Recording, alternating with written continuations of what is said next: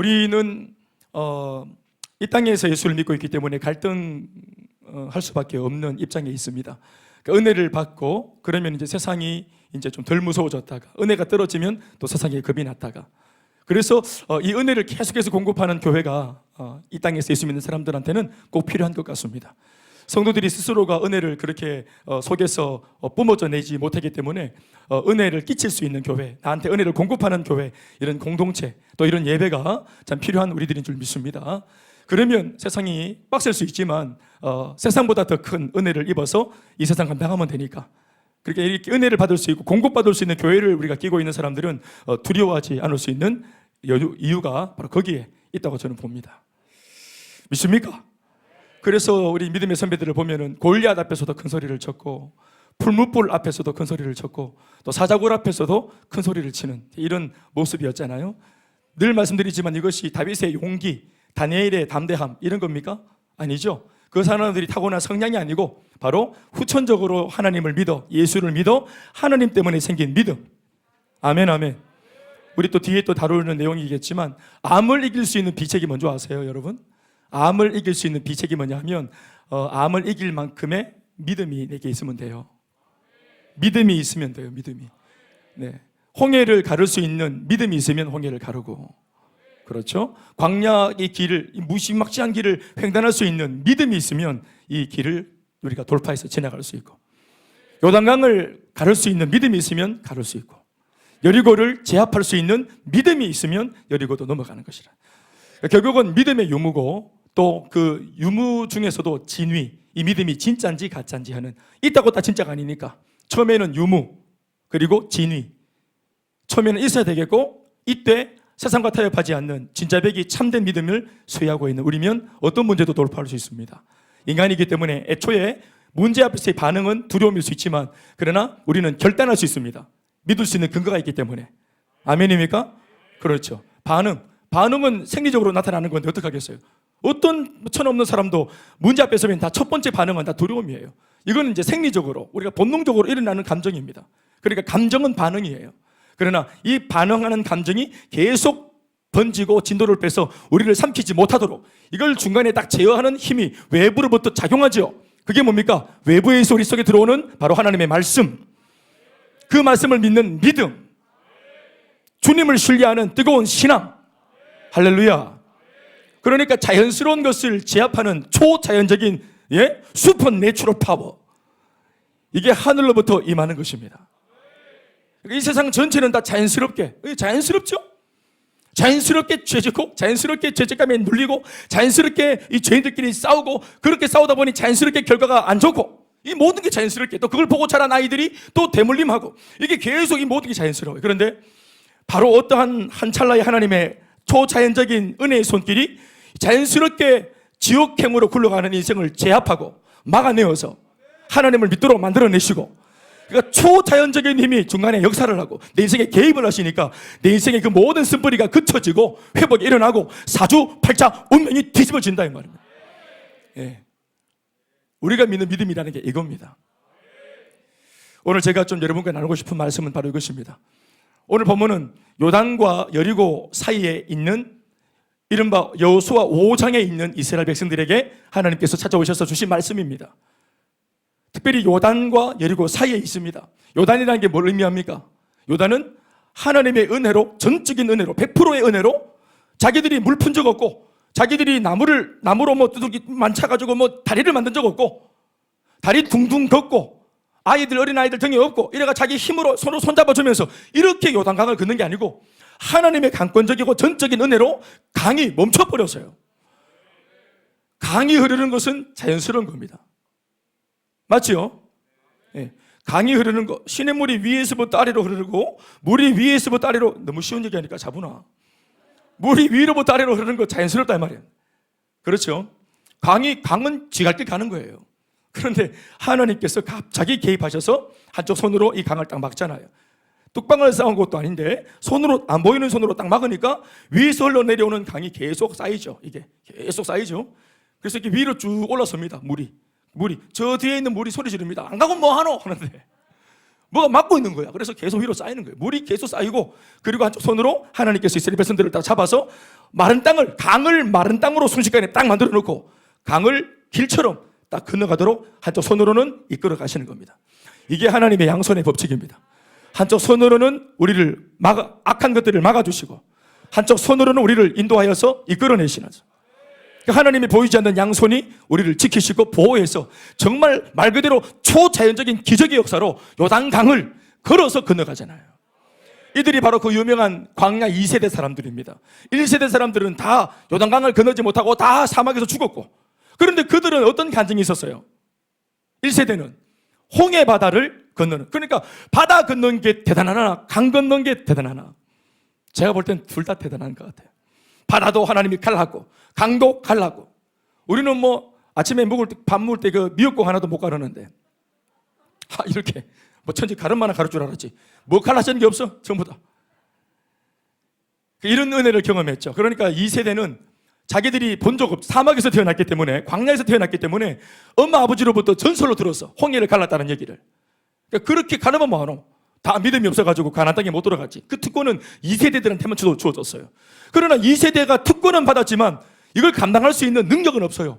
왜? 은혜를 경험하지 못했기 때문에. 생짜배기들이에요. 생짜배기들.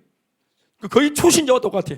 그러니까 하나님께서 이들을 통해서 가나안 땅을 접수하는 일을, 막대한 일을 시킬 때 이들이 이 사역을 먼저 하기 전에, 사역을 먼저 하기 전에 뭐를 경험해야 되냐면은 하나님의 살아계심을 경험해야 돼요.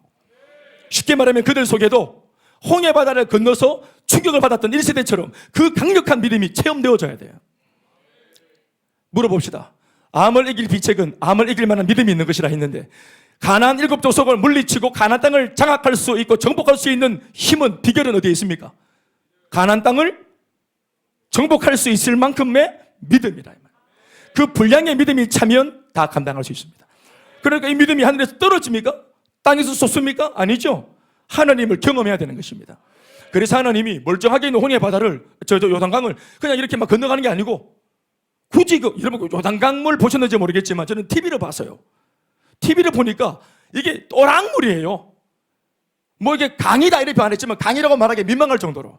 저는 경산에 사는데, 우리 경산에는 아주 그 참 프레시 와터, 맑은 우리 냇물이 흐르는데 그 남천이라는 물이 있어요. 남천이 흘러서 저 금호강으로 가고 낙동강 가는 거 아니겠어요? 이게 원천이라. 제가 이 남천 한번 이 물을, 이 원천지가 어딘지를 알아보려고 차 타고 계속 만대위로 올라가 봤더니만은 저 산골짜기 계속 올라갔더니 길이 없어. 차를 못 돌릴 정도로. 그래서 제가 돌아왔던 일화가 있었습니다. 박인찬 목사 데리고 올라갔대요. 그 목사님이 어디 가는 거냐고요. 이 강에 원천지를 찾아야 된다. 갑자기 그게 궁금하다. 그래서 올라갔더니 산꼭대기, 이게 길인가 싶은데 이런 데 계속 올라갔더니 결국 길이 없더라고. 그 물은 산속에서 솟아나더라고. 그 강이 이제 흐르는데 하나님께서 이 이제 강을 딱 막으시면서 은혜를 끼치는 거예요.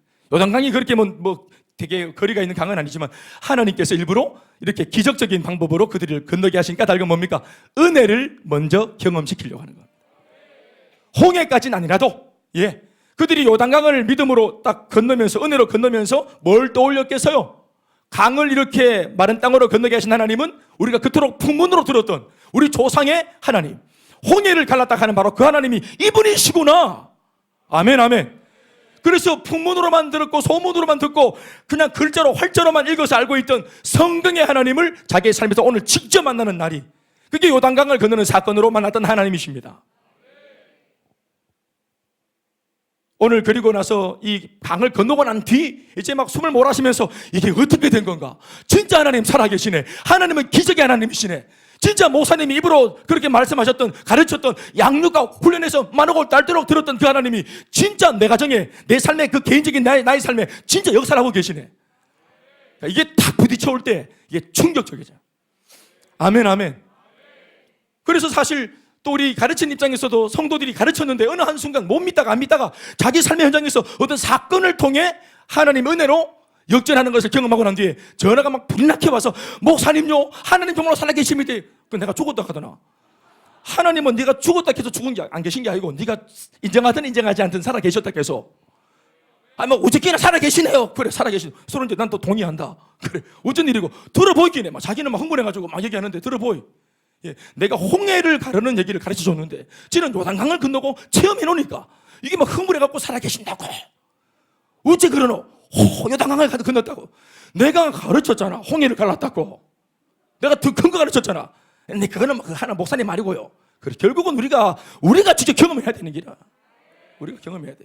결국 이렇게 말해도 아침에 미역국이 갈라져야 믿는데,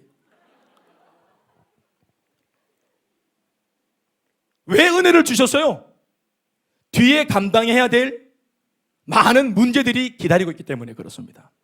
감당해야 될 일, 그게 문제든 고난이든 아니면 사역이든 사명이든 반드시 이 사람들이, 다른 사람 대체가 없어. 이 사람들, 이 세대 이스라엘 백성들이 반드시 그걸 감당해야 돼요. 그래서 그 감당해야 될 일이 있기 때문에 그 몫의 일을 감당할 수 있도록 하나님께서 그 몫의 분량의 은혜를 끼치고 계신 겁니다. 어제 주신 은혜는 뭡니까? 오늘이나 내일 써먹으라고 주신 겁니다. 아멘입니까? 신앙은 여기 호주머니에 넣어놓고 이렇게 묵상하는 거 아닙니다. 너무 중요하고 소중한 거니까 이렇게 안주머니에 넣어놓고 다니다가 그 있나 하고 열어보고 계시네, 아유 잘 계시네, 묵상하는 게 아니고 사색하는 게 아니라, 묵상하고 물론 사색을 해야 되겠지만 그렇게 묵상과 사색을 통해서 내 뼈마디에 하나님 살아계심을 각인시키고 확신을 갖고, 아멘입니까? 그리고 목사님도 없고 셀리도도 없고 공동체도 없고 아무도 없는 나만의 삶의 현장에서 고난을 만나고 어려움을 당할 때, 내가 어제 양육을 통해, 말씀을 통해, 예배를 통해, 또 은혜를 통해, 기도를 통해 내가 확신했던 하나님을 바로 그 자리에서 써먹는 겁니다. 써먹어야 되는 거예요. 남편이 택도 아닌 말을 해올 때 막 분노가 일어날 때, 그때 은혜의 말씀으로 진화를 시켜야 된다. 아멘, 아멘. 성질 막 올라올 때 그때 아버지 하고, 어제 요단강 건넌 은혜로 오늘 이 불을 끄자야 된다. 신앙을 이제 가지고 사람이 성숙했다라는 말은 이 적용이 이제 제법 잘 되는 것을 놓고 성숙했다, 성장했다. 받은 은혜는 다 잊어먹고 또 문제 만나니까 또 다시 또 이 사람 또 요단강을 또 건너야 돼. 남천 건넌 사람이 신천을 건너야 되고, 신천 건너면 또 뒤에 또 해가 가면 또 저 금호강 건너야 되고, 내 강 건너다가 볼일 다 본대.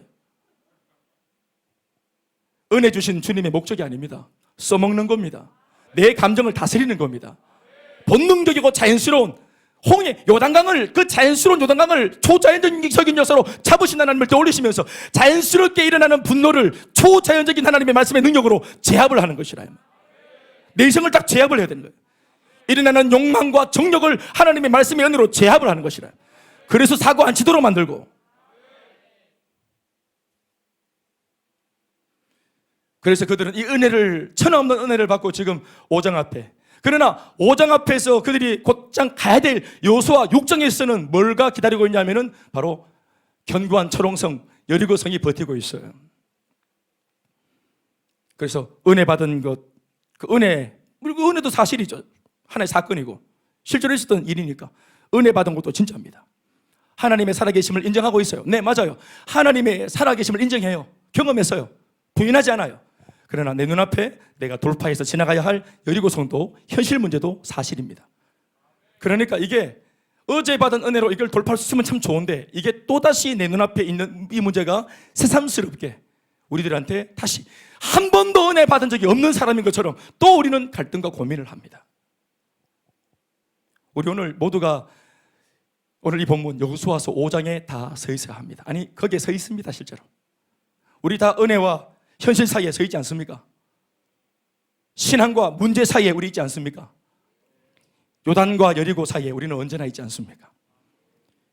요단강 건넌 사건, 소위 요단강 도하 직후에 이스라엘 백성들이 맞닥뜨린 현실은 또 다른 문제, 바로 여리고 성을 돌파하는 것이었어요. 함락시키는 거 아닙니다. 왜냐하면 그들은 가나안 땅 7족속을 몰아내고 가나안 땅을 차지하는 것이 목적이었기 때문에 그 길을 하러 가는 관문에 불과했어요. 요단강을 건너는 것도 하나의 관문이고, 여리고성을 지나는 것도 하나의 관문이고, 여리고성 지나보세요. 또 아이성이 있어요. 아이성도 하나의 지나는 관문에 불과해요. 이걸 함락하는 것 자체가 우리에게 관심이 아니에요. 이건 그냥 거치고 돌파해서 지나가는 하나의 여정길입니다. 아멘입니까? 그런데 이것보다 더 강력한 것은 7족속 연합군, 그 가나안 유나이티드를 몰아내는 겁니다.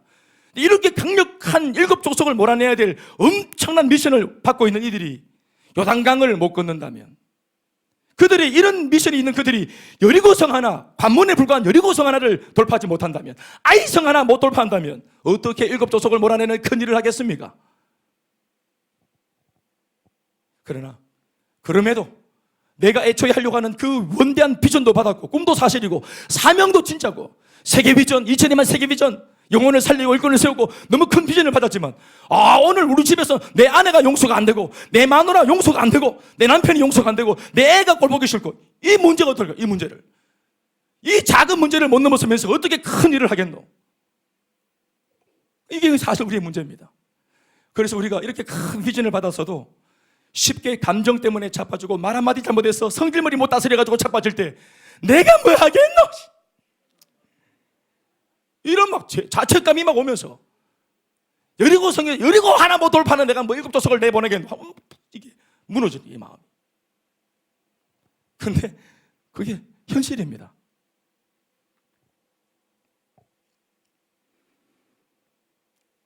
요단강 도하 사건은 분명 자타가 공인하는 위대한 기적의 사건입니다. 그 기적의 내용을 읽어보십시다. 여호수아 3장 14절에서 17절 말씀입니다. 우리 직접 읽어보시죠. 다 같이.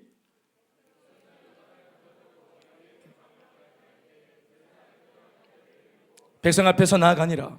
요단이 곡식 거두는 시기에는 항상 언덕에 넘치더라. 궤를 맨 자들이 요단에 이르며 궤를 맨 제사장들의 발이 물가에 잠기자 곧 위에서부터 흘러내리던 물이 그쳐서 사르단에 가까운 매우 멀리 있는 아담성을 변두리에 일어나 한 곳에 쌓이고 아라바의 바다 여매로 향하여 흘러가는 물은 온전히 끊어지매 백성이 여리고 앞으로 바로 건널세. 여호와의 언약궤를 맨 제사장들은 요단 가운데 마른 땅에 굳게 섰고 그 모든 백성이 요단을 건너기를 마칠 때까지 모든 이스라엘은 그 마른 땅으로 건너갔더라. 다 같이 아멘 하십시다.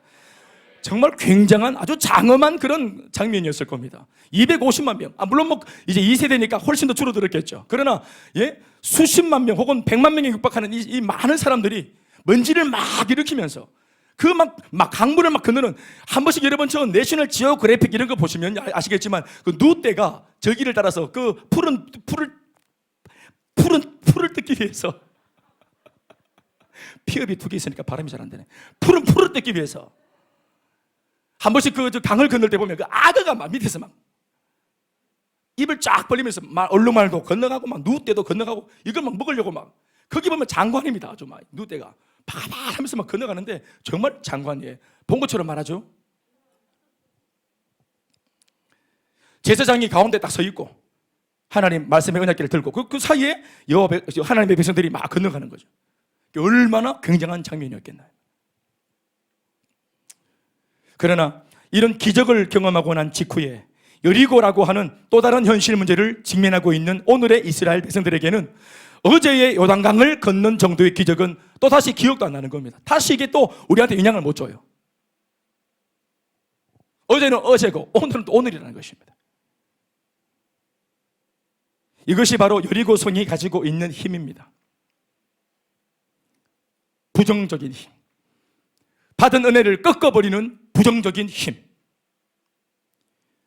이스라엘 백성들 앞에 버티고 있는 이 여리고성은 이스라엘 백성들로 하여금 요단강의 은혜를 잊어버리게 만들고 요단강을 기적으로 건넜다 하는 내가 체험한 이 강력한 기적의 은혜를, 이 기적을 아무것도 아닌 것으로 여기도록 변질시켜버리는 이상한 힘을 가지고 있습니다.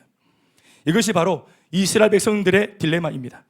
하나님의 사람이 하나님의 은혜를 잊을 수 있다라는 것, 그러면 안 되는데 이게 잊혀진다는 것. 그토록 강력한 은혜를 경험해도 그렇게 많이 울고 감격하고 하나님 진짜 살아계신다고 정말 주님 몸된 교회를 섬기겠다고 다짐하고 그 은혜를 받아도 이거 잊어버려. 여리고 앞에 서면 새카맣게 잊는다. 그토록 위대한 기적을 아무것도 아닌 것처럼 망각할 수 있다는 것이, 이게 이스라엘 백성들의 딜레마입니다. 이것은 단순히 은혜를 잊었다라고 말하는 기억을 상실하는 그 망각 증상을 말하는 거 아니기 때문에 이건 어쩌면 하나님 앞에서 이렇게 은혜를 잊는다는 것은 이건 어마무시한 죄가 될 수 있는 것이고 이스라엘 백성들 자신에게도 좋지 못한 겁니다. 유익이 없어요. 그들이 왜 어제의 은혜와 기적을 잊어버리는 것입니까? 바로 오늘의 현실 문제 때문입니다. 여리고, 요단강 감사해서요. 그러나 여리고는 또 다른 문제입니다. 건강하게 말하자면 요단강의 은혜로 여리고를 쳐 부숴야 됩니다. 이 믿음으로. 요단강 건널 때 생긴 그 믿음으로, 할렐루야. 요단강 건널 때 확인했던 하나님에 대한 신뢰로 이걸 끄트리지 말고 그대로 여리고에 적용하면 여리고가 열리거든요.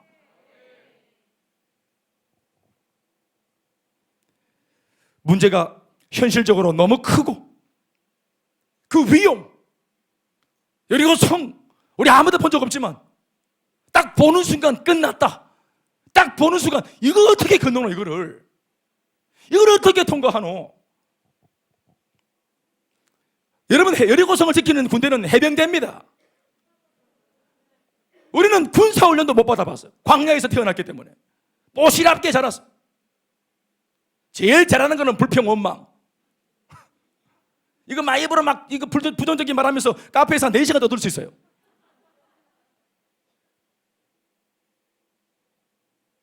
문제가 너무 커, 너무 강하고 너무 버겁다고 느껴지기 때문에 상대적으로 어제의 은혜가 이 현실 문제 앞에서 아무짝에도 쓸모없는 고물처럼 스스로가 그렇게 여기고 있는 것입니다. 하나님 은혜는 그대로 있는데도.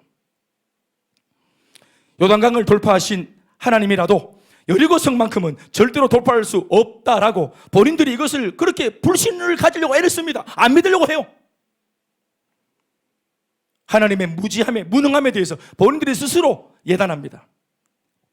사랑하는 여러분, 여리고 앞에서 이스라엘 백성들이 자기 자신을 초라하게 느끼고 내가 믿는 하나님도 초라하게 느끼고 있는 이 똑같은 동시간대에 이 상황 웃긴 것은 정작 여리고성 안에 있는 사람들이, 여리고성 위에 있는 사람들이 요 이스라엘 백성들을 내려다보면서 여리고성 안에 있는 사람들이 가지고 있는 마음에 대해서 우리가 좀 들여다볼 필요가 있죠.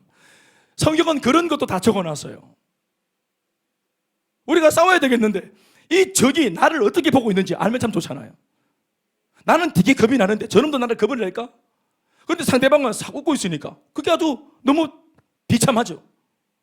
복음을 전할 때, 베스트에게 막 복음을 막 전할 때 언제나 너무나 견고하고 단단하고 마음을 안 열고 그럴 때 우리가 막 눌릴 때가 있잖아요. 복음을 전할 때, 사역을 하다가.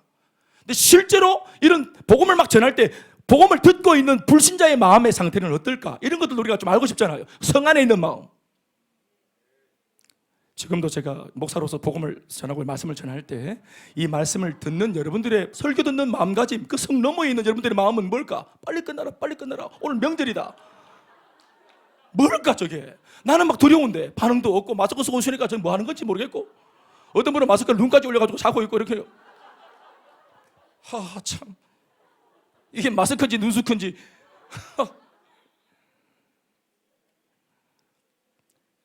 여호수아 2장 8절로 11절 말씀을 들여다봅시다. 자, 이 말씀은 어떤 말씀이냐 하면은 여리고성에 들어가기 전에 정탐꾼을 보냅니다. 정탐꾼들이 들어갔는데 이 정탐꾼들이 발각이 돼요. 그래서 숨으려고 막 하다가 어느 한 여인 집에 여인을 만나는데 그 여인 이름이 뭐였어요? 기생 라합입니다. 그러니까 이 기생 짓을 하는 라합이, 그러니까 좋지 못한 어떤 면에서는 직업을 갖고 있잖아요. 떳떳하지 못하죠, 여인으로서. 고대 시대의 개념은 어떤지 모르겠지만, 그러나 이 여자가 자기를 딱 드러내면서 상대방, 이게 이스라엘 백성들이니까 적이잖아, 스파이잖아요. 그런데 스파이를 자기 집에 숨겨줍니다. 그러면서 숨겨주고 난 뒤에 이제 이렇게 살아난 요 스파이들하고 기생 라합은 여리고에 있는 사람이에요. 이 대화하는 중에 라합의 고백을 통해서 지금 여리고성 사람들이 이스라엘 백성들을 어떻게 생각하고 있는지를 듣게 돼요. 처음으로.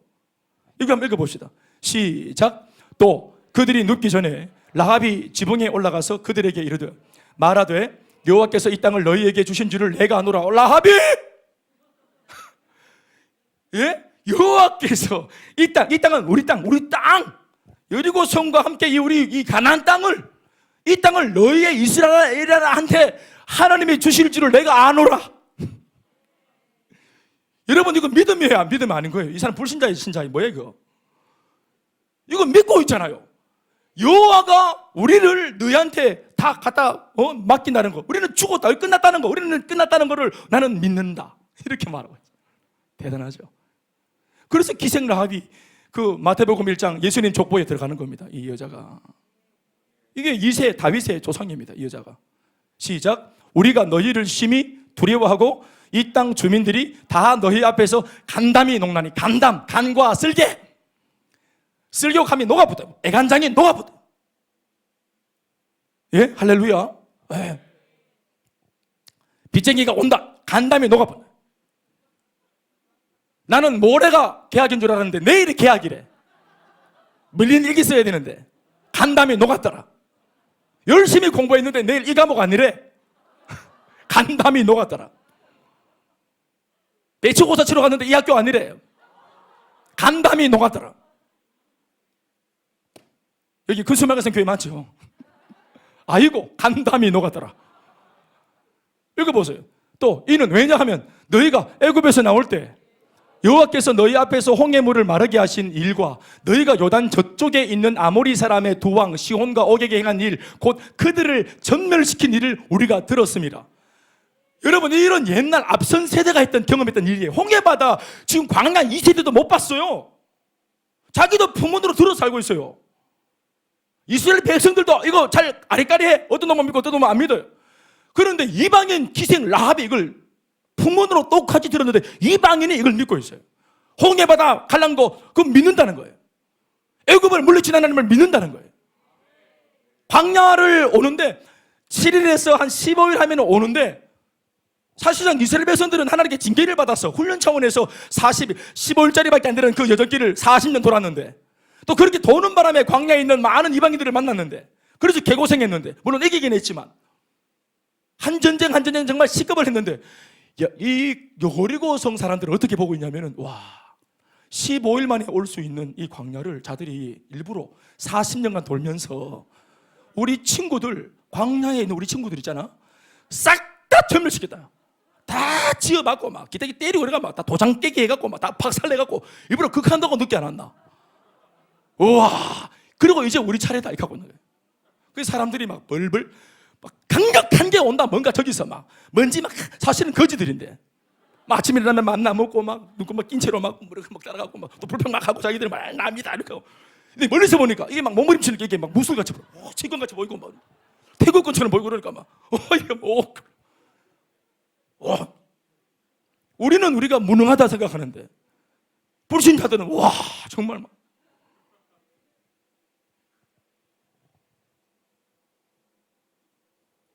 대단하다 대단해. 불신자들의 입장을 들어봐야 되는 거예요. 우리는 불신자들이 교회에 대해서 아무런 생각이 없다 생각하지만 아닙니다. 불신자들이 생각합니다. 요구합니다. 교회가 제발 좀 교회다워지라고. 교회가 좀 거룩해지라고. 교회에 다니는 사람들 좀 성령 충만 좀 하라고. 너 교회는 부흥회도 안 하나? 은혜 좀 받고 다니라고. 불신자들이 부탁합니다 우리한테.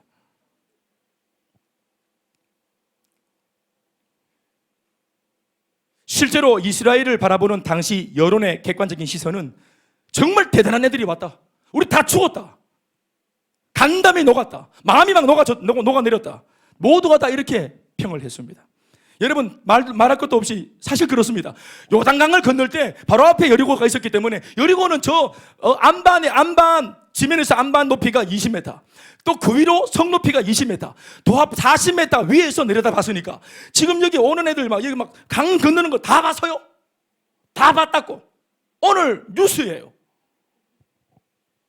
강을 걸어서 건넌 놈들 대단한 놈들 희한한 놈들 홍해바다 건넜던 그 놈들의 후예들 또 뭘 가를까? 헤드라인 뉴스입니다. 벌벌벌 떠고 이걸 다 봤어요. 근데 이스라엘 백성들 자기들만 이게 아무렇지 않게 느껴지는 거예요. 요단강 건너면 뭐하노? 소고기 사 먹겠지. 이래서 하면서 뭐 건너면 뭐하노? 또 여리고성 또 나타났는데 막 진짜 막 고단하고 힘들고 막 빡세고. 요단강과 여리고성 사이에서 이스라엘 백성들이 지금 보이고 있는 이런 위태로운 신앙의 패턴은 어떤 면에서는 그때만 아니라 오늘을 살고 있는 지금 우리들의 삶과 생활 속에서도 그대로 연출되고 있는 거 아닌가 모르겠습니다. 우리들도 말이죠. 여러분 하나님 어떤 하나님입니까? 예로부터 뭐라고 불렀습니까? 아브라함의 하나님, 이삭의 하나님, 야곱의 하나님, 요셉의 하나님. 그때의 하나님만이 아니라 오늘 내가 믿는 나의 하나님이십니다.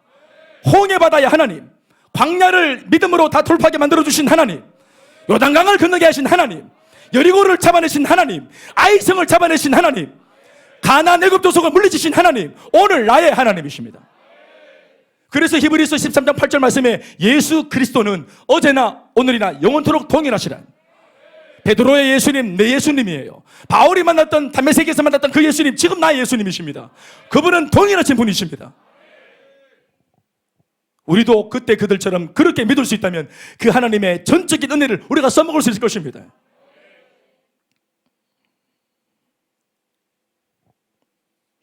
문제를 만났을 때 대체로 우리 인간들의 모든 관심은 신자나 불신자나 다른 게 아니라 어떻게 하든지 빠른 시일 내에 가능하다면 가급적 빠르게 순식간에 이 문제가 해결되는 데 있을 겁니다. 문제가 터지면 해결되는 거 있죠. 당연하죠. 언제 해결될까? 어떻게 해결될까? 빨리 좀 내쳐오져라. 그러나 하나님은 우리와 완전히 다르십니다. 하나님의 관심은 우리의 저 관심과 전혀 달라요. 문제 만난 성도들을 보시면서 하나님이 갖고 계시는 최고의 관심사는 이 문제가 빨리 해결되어라가 아니고 바로 그 문제 속에서 어떻게 반응할지, 가급적이면 신앙으로 반응하면서 하나님의 살아계심을 믿어가는, 믿음을 보이는, 문제 속에서도 배운 대로 들은 대로 믿음과 신앙을 보여내는, 해결되더라도 하나님의 방법대로 해결되어지는 것을 경험하는, 그래서 내면이 성장하고 변화되어지는 성도 개인의 변화와 성장에 관심이 있으십니다. 예수 믿는다고 하는 우리가 예수를 믿는 성도로서 과연 이런 문제 속에서마저도 신앙을 고백할 수 있는가? 과연 김집사, 박집사 훈련받은 대로 예수 믿는다고 막 고백하는 그 고백대로 믿음을 이 순간에도 고백할 수 있는가? 하나님 앞에서 이 문제를 영적인 자세로 대처해 나갈 수 있느냐 마느냐 하는 것에 하나님의 관심이 있는 것입니다. 여러분 보십시오. 인간이 만난 문제는 우리한테나 문제지 하나님께는 문제가 아닙니다. 그거 아시죠?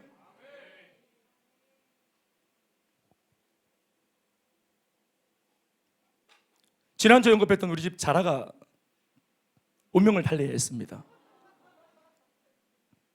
시름시름 앓더니 갔어요. 그 하루 동안 되게 마음이 안 좋더라고요. 마음이 계속 눌리고 막 우울하고 그래서 혼자 저기 바람도 쐬고 왔어요. 그리고 또 그 밥 위에 올려놓고 다시 살아날까 싶어서 한 이틀 놔뒀더니 삐쩍 말라가서 껍데기만 남더라고요. 그런데 이거 한 어항에 같이 살았던 눈치도 없는 이 구피 3마리는 자라가 죽었는지 살았는지 관심도 없고 그냥 떡밥에 처먹고 앉아 뻑뻑뻑 물면서 하여튼 빠져가지고 진정한 셀이 아니?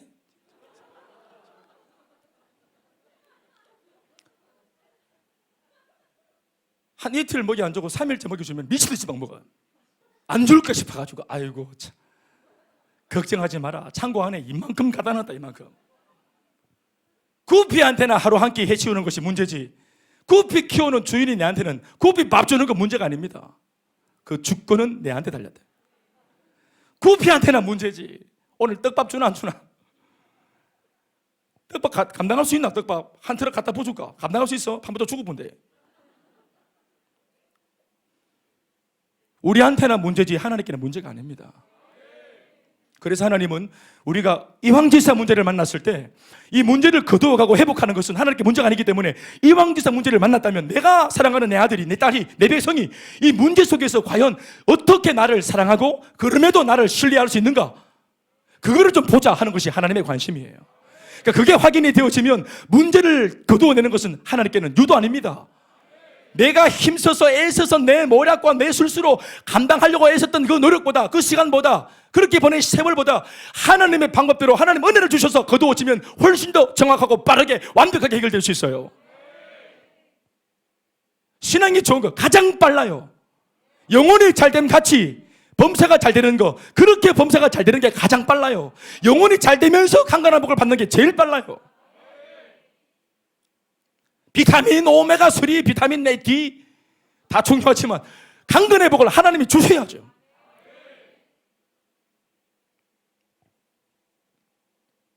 최조 지사님, 제가 과학을 무시하는 거 아닙니다. 병원 무시하는 거 아니에요. 비타민 D 알약도 드셔야 됩니다.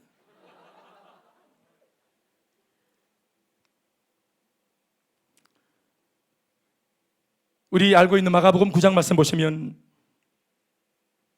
간질병 걸리는 아들의 아빠가 나오잖아요. 이 집안의 문제는 아들의 간질병이잖아요. 어린 아들이 어릴 때부터 간질이 있어가지고 자꾸만, 그러면 유치원에도 못 가요. 못 가요. 놀다가 갑자기 막 눈이 올라가고 몸을 떨면서 오줌을 싸버리고 얼굴이 하얗게 바뀌고 입술이 보라색으로 바뀌고 거품을 물고 애가 막 경기하면서 쓰러지니까, 저는 간질을 하는 친구들을 몇 번 본 적이 있거든요. 이거 직접 같이 보면은 되게 충격적입니다. 저는 단둘이 있는 자리에서 내 옆에 있는 여자아이가 간질로 이렇게 하는 걸 봤거든요. 바지에 오줌을 막 싸버리더라고요. 깜짝 놀랐어요. 그래서 제가 이 안고 업어가지고 그 수성간호학원 그 옛날 그 동북교 옆에 있는 그 병원에 데려가서 그렇게 한 적이 있는데, 애가 그 기억을 못 하더라고. 자기가 왜 이렇게 지금 젖어 있냐고.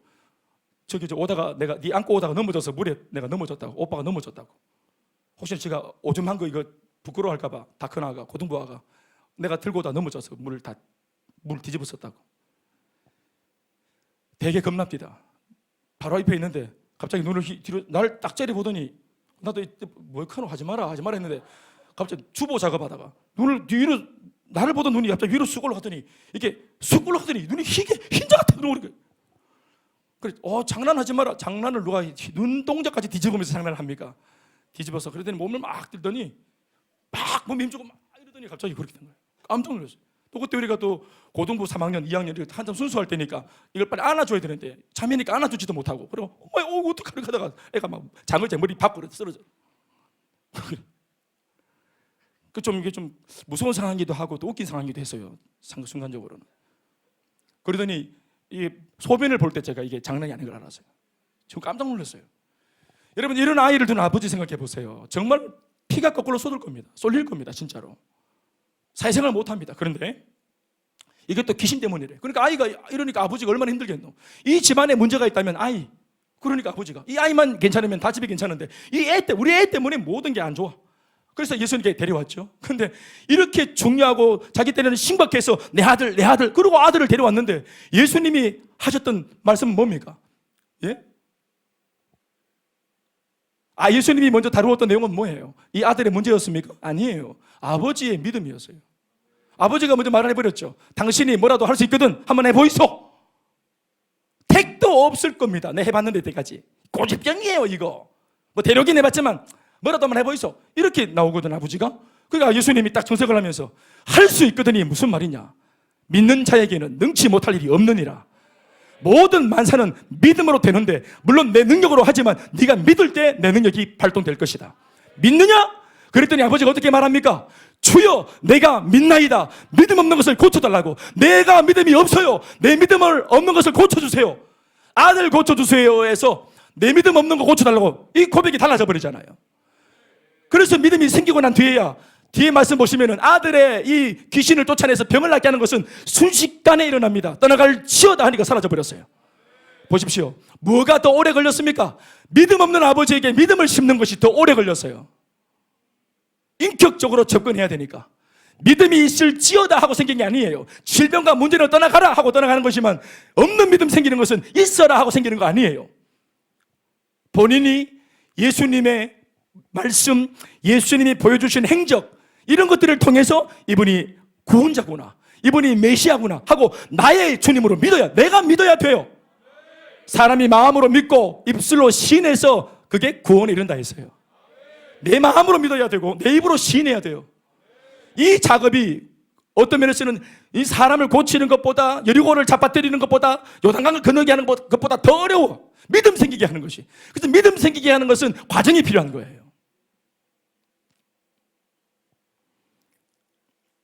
오늘 요단강을 가르는 작업은 하나님께 아무것도 아닙니다.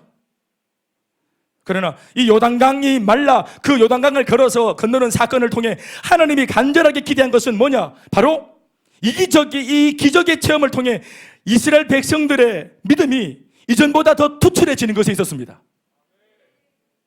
왜 그래야 할까요? 그래야 이전보다 더 두터워진 그 신앙의 힘과 믿음의 능력으로 그 다음에 등장할 여리고성을 능히 돌파할 수 있기 때문에 그렇습니다. 아이 성도와 마찬가지, 가나안 7 족속들도 다 마찬가지.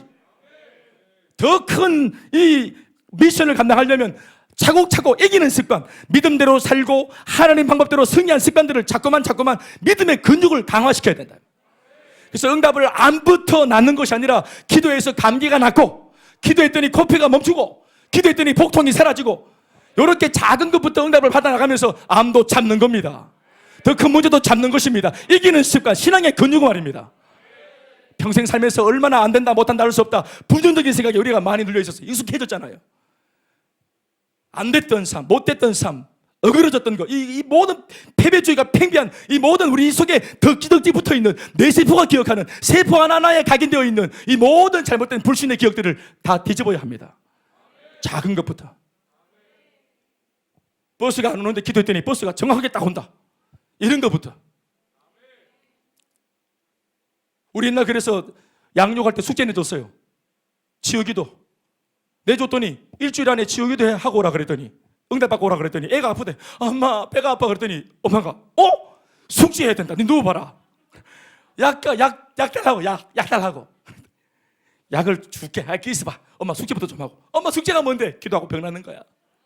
빨리 해 이렇게. 이렇게. 그래서 아가 기도하고 나니까 배가 안 아파졌다. 이게 막 엄마가 막 애는 믿음을 가지고 엄마가 기도하니까 딱 나오니까 엄마 기도 때문에 나았다 하고 딱 애는 기뻐하는데, 기도해준 엄마가 제일 충격을 받아. 내가 기도했다고 나았단 말이가. 세사. 그러면서 자기 믿음이 생기지. 자기 믿음이. 초창기 때 제가 기도할 때 병이 막 나왔을 때 정말 놀랐어요. 깜짝 놀랐다고. 그거 혹시 모르니까 다시 약 좀 드셔보시죠. 자기는 모사님 기도받고 나았다는 거예요. 그럴 리가.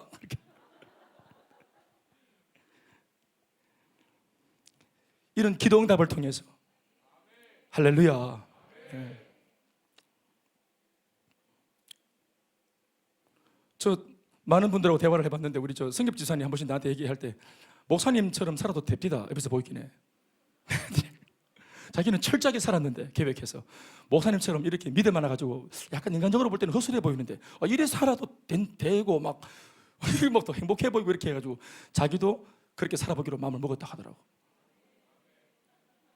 허술해 보이죠, 요즘에 사람이? 이쪽이 좀 허술해지고 있는 것. 잘 되고 있습니다. 믿음으로 사는 것을 배워가는 거예요. 결국 요단강 사건으로 은혜를 받은 이후 이전보다 우리들의 신앙이 더 자라지 못하면 어제의 그 은혜는 아무것도 아닌 170%에 불과한 거예요. 어제의 은혜로, 요단강 건넌 그 은혜로 오늘에 적용하고 여리고에 적용해서 오늘의 문제 역시도 어제와 동일한 하나님의 능력으로 해결해 나가고 돌파해 나가는 우리가 되어야 합니다. 다시 말합니다. 신앙은 기념하는 거 아닙니다. 사색하는 거 아니에요. 묵상하고 있는 거 아니에요. 내 것으로 빨리 습득하고 만들어서 문제에 써먹어야 합니다. 너무 소중한 주님이시지만 주님은 내 인생을 책임지시는 주인이시지 소중한 VIP가 아닙니다. 모셔야 할 어른이 아닙니다. 그분은 현장 사령관이고 야전 사령관이십니다. 너희들 못하는 거 있나? 나한테 맡겨라. 이번 전쟁은 너희들의 전쟁이 아니라 내가 싸우겠다. 나의 전쟁이다. 너희들은 가만히 있고 잠잠하고 나만 바라봐라. 여호와 니시의 하나님, 나를 위해 싸우시는 하나님. 그분 여러분 구경하는 분 아닙니다. 방관하시는 분 아니에요. 그냥 쳐다보고 있다가 내 삶을 평가하는 분 아닙니다. 직접 삶 현장에 내 앞에 오셔서 나를 위해 대신해서 싸우시는 주님이십니다. 요단강을 내 앞에서 말리신 분이시, 그분이 여리고 성도 내 앞서 가시면서 잡으실 것입니다.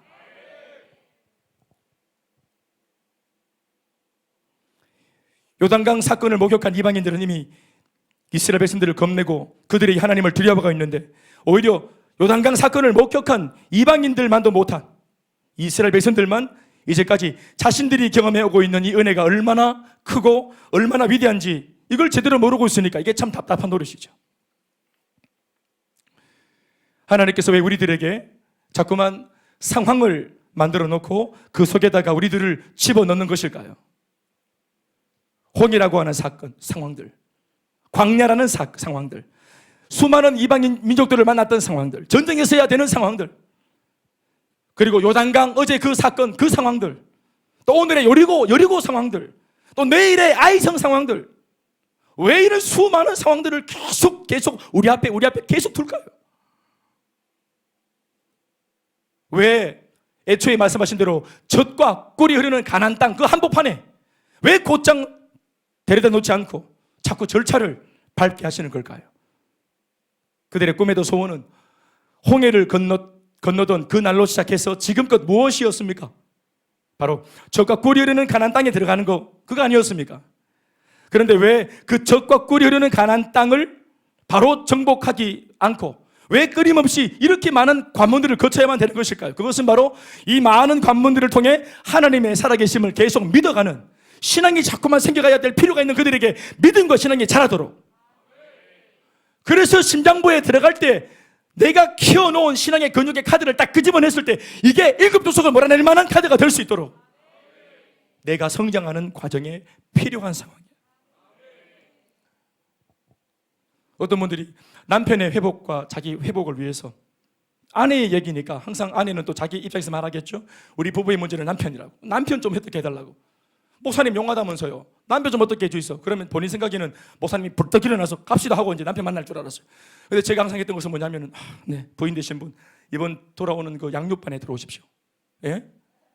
네, 지금 남편 지금 복잡하고 그 양육반에 들어오십시오.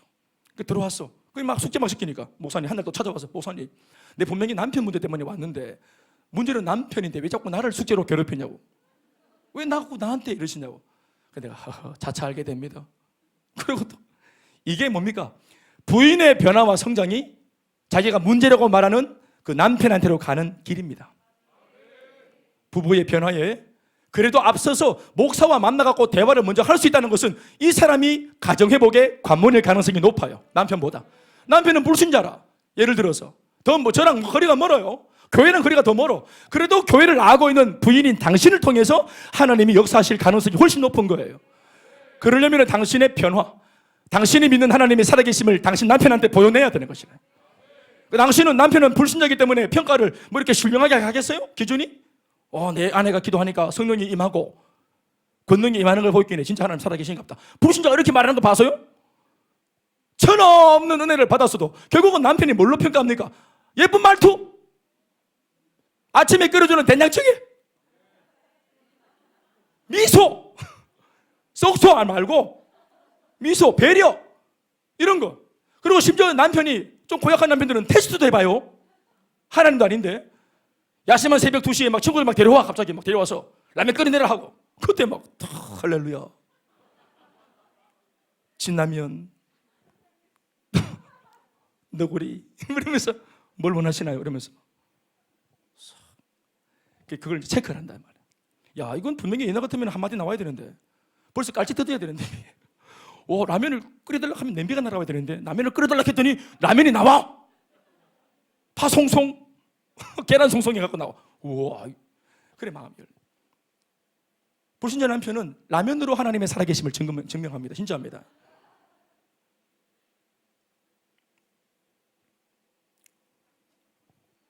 그래서 그런 과정들이 있어요. 나의 변화의 과정. 그래서 여리고 성도, 요단강도 그렇게 건너서만 되고, 오늘 이 여리고 성도 믿음으로 돌파해야만 되는 것입니다.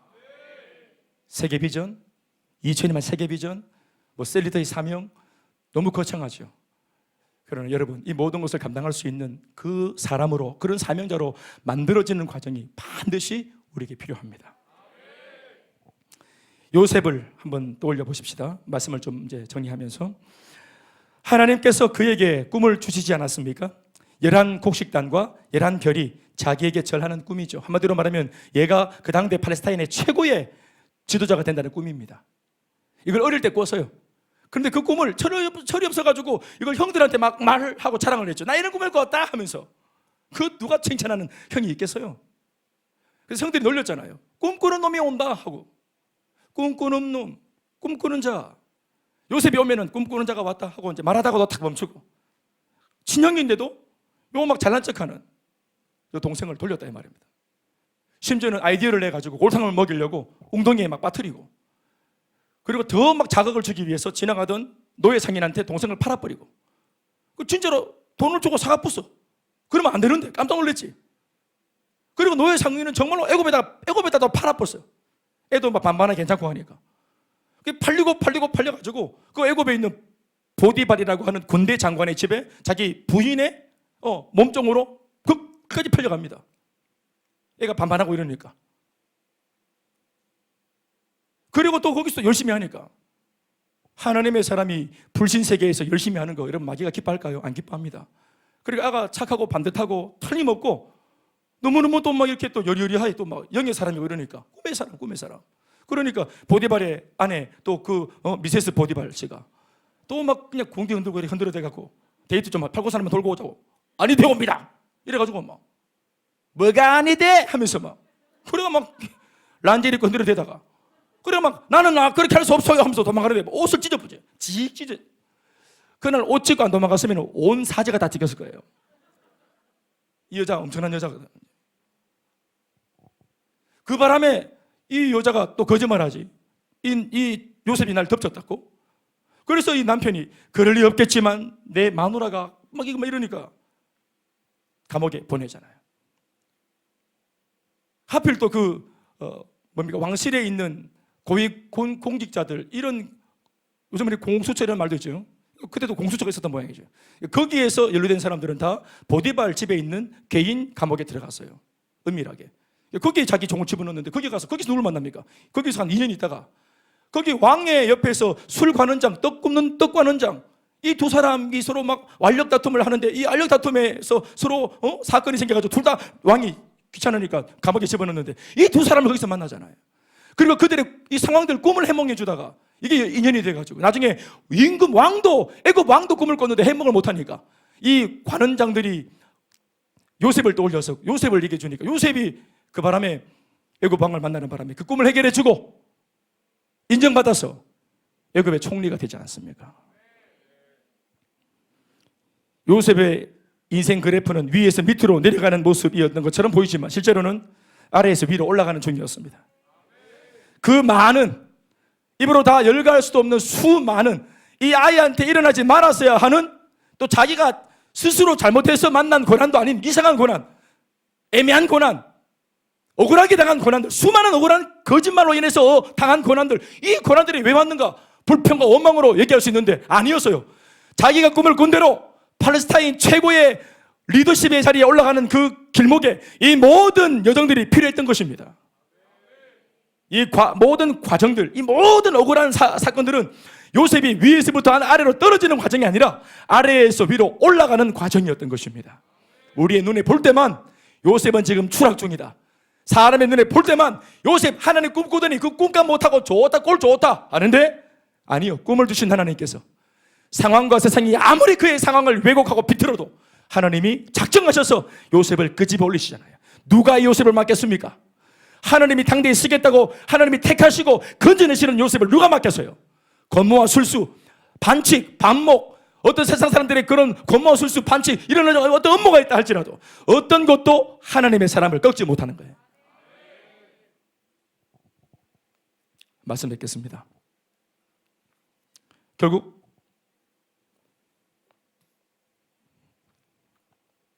요단과 여리고 사이에서 하나님의 말씀을 통해서 지난날 받았던 은혜를 통해 하나님의 살아계심을 떠올릴 때 이게 묵상하고 있는 것만 아니라 정신을 똑바로 차리고 다시 한 번 더 어제 우리가 했던 것처럼 자 생각을 해보자. 우리가 아무런 능력도 없고 부족한데 하나님이 말씀을 먼저 선포하시고 말씀을 따라 우리를 인도하실 때 그저 우리는 그 말씀을 믿었더니 정신을 차리고 보니까 강 건너편에 와 있었잖아.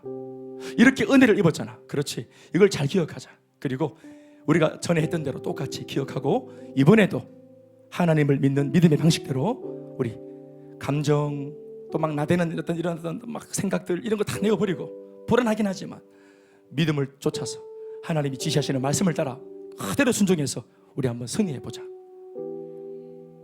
이렇게 딱 마음을 먹고 있을 때 하나님께서 정확한 지시를 딱 내리는데 두 가지를 행하라고 합니다. 첫 번째는 할례를 해라. 두 번째는 유월절 예배를 지켜라. 이 자리에서요. 지금 말입니까? 지금 그렇게 해라. 내일 우리 여리고성 전쟁해야 되는데요. 지금 할례를 해라. 여러분 할례를 왜 하라 합니까? 할례는 뭘 말하는 겁니까? 우리가 하나님이 택하신 백성이다. 우리는 하나님의 백성이다 하는 자기 정체성을 말하는 겁니다. 나는 성도다. 따라합시다. 나는 성도다. 세상살이 똑같이 막 섞여 있고 막 사니까 우리가 뭐 똑같은 사람인 줄 아십니까? 여러분 이래봬도 자그마치 우리가 성도입니다. 하나님이 우리 아버지십니다. 근데 뭘로 할 수 있노? 표를 내야지. 표를. 내가 하나님의 사람입니다 하는 뼛속까지도 나는 하나님의 사람입니다. 나는 하나님의 사람이기 때문에 삶의 방식과 선택과 어떤 결정을 내리는 기로에 있을 때도 하나님의 백성답게 나는 결정을 내릴 겁니다. 이걸 말하는 거거든요. 나는 힘을 의지하지 않겠습니다. 나는 내 모사와 지혜를 의지하지 않겠습니다. 사람을 의지하지 않겠습니다. 그래서 이 믿음을 고백하는 나는 성도입니다 라는 고백을 하는 것에 있어서 표가 뭐냐 하면 할례를 행한 겁니다. 힘을 다 죽여버린 거예요. 자기 의지를 다 거세해버린 겁니다. 그리고 전쟁을 하겠다. 전쟁 앞에서. 야, 대단하죠. 성도로서 싸우는 거예요. 어떤 사람들은 성도로 이렇게 있다가 중요한 일이 터지면 그때는 갑자기 막 전사가 되는 사람도 있거든요. 그런데 상황이 달라져도 성도예요. 이스라엘에 있을 때도 성도고, 바벨론에 포로로 끌려갔을 때도 다니엘은 성도잖아요. 교회에 있을 때도 성도고, 집에서도 성도고, 직장에서도 성도고, 언제나 하나의 이름을 표현하는 그 사람이에요. 그게 바로 할례, 마음의 할례. 예수 그리스도를 믿는 모든 그리스도인은 바로 우리 영혼의 할례를 가한 바로 주님의 백성이에요. 두 번째는 예배입니다. 예배가 참으로 중요했죠. 유월절입니다. 유월절을 드리면서 그들이 하나님께 예배하는, 주님, 우리가 오늘 저 땅을 장악하고 정복하는 본연의 목적이 뭐였냐는 거예요. 사람이 아무리 동기가 순수해도 견물생심이라고 자기 손에 막 물질이 들어오고 일이 잘 돼가지고 막 승진하고 세상 사람들이 막 꼬뻑꼬뻑 절을 하고 이러면은 내가 뭔가 된 것처럼 막 과시욕이 막 일어나고 이러면은 애초에 내가 처음부터 이 사업을 왜 했는지 처음에 그 목적선을 잊어버립니다. 내가 처음에 돈을 왜 벌려고 했는지, 내가 처음에 왜 이 대학을 왜 가려고 했는지, 내가 공부를 왜 했는지 이거 다 잊어먹어 버려요. 견물생심이라 뜻을 제대로 안 세우고 나중에 뭐가 되어지면 이렇게 사고를 칩니다. 그러니까 하나님께서 너희들 왜 저 가나안 땅에 들어가는 줄 아나? 왜 저 일곱 족속들을 몰아내야 되는 줄 아나? 하나님의 나라를 건설하게 합니다. 하나님의 나라와 안 나라의 차이가 뭡니까? 예배입니다. 예배가 없는 저 땅에 너희들이 들어가서 이걸 다 장악하고 정복해서 너희들이 이 땅에서 예배해라. 고로 이 땅을 하나님 앞에서 예배하는 땅으로 만들어내라. 영적으로도 물리적으로도. 그리고 수많은 이방인들한테 너희들이 모델이 본보기가 되어서 하나님 여호와를 믿는 백성들이 얼마나 다른지를 보여내라. 이것이 구약적인 선거입니다. 그래서 그들도 자기 우상을 버리고 이스라엘 하나님을 믿고 싶도록 너희들이 그런 은혜를 끼쳐라. 그래서 이 땅을 장악하는 거야. 축복이 아니야. 축복을 만방에 전하기 위한 바로 그런 영적인 전쟁이야. 그리고 이걸 이제 사명으로 딱 깨달으니까 예배, 아 그렇구나. 우리가 아무리 중요하고 급한 일이 있어도 예배가 목적이었지. 가장 중요한 그 본질을 깨닫게 하시고, 그리고 예배 이후에 그들이 그 땅의 소산을 먹습니다. 그랬더니 그 다음 날에 만나가 그칩니다. 만나가 뭡니까? 이때까지 하나님께서 하나님의 주권으로 그들을 먹여 살렸던 40년. 그렇죠? 40년은 하나님이 만나로 먹여 살렸어요. 그들은 수동적으로 받아 먹고 살았어요. 생존했죠. 그런데 이제는 이들이 여리고성 앞에서 그 땅의 소산물을 먹습니다. 왜요? 그게 뭘 의미하는 겁니까? 왜 이 땅의 소산물을 먹게 했습니까? 예배 이후에 너희들이 이제 이 땅의 주인이다. 아직 전쟁 안 했어요. 아직 정복 안 했어요. 그런데 주님께서 뭐라고 말합니까? 너희들이 이 땅의 주인이다. 주인인 것처럼 이 땅의 소산물을 지금 먹어라.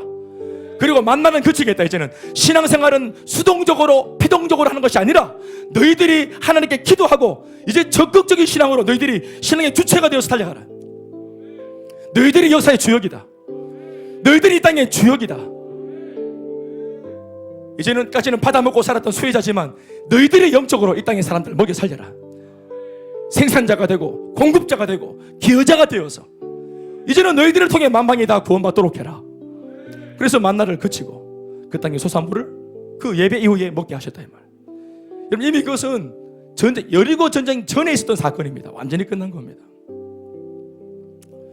한 해를 놓고 구정을 맞으면서 이제 신정부터 지금까지는 예행 연습 한 달을 보냈고, 아이고 우리 1월 1일 날 말씀 카드 뽑으면서 이 말씀대로 될지어다 했는데, 예? 영혼이 잘 된 것 같이 범사가 잘 되고 했는데 영혼도 안 되고 범사도 안 되고 몸도 아프고.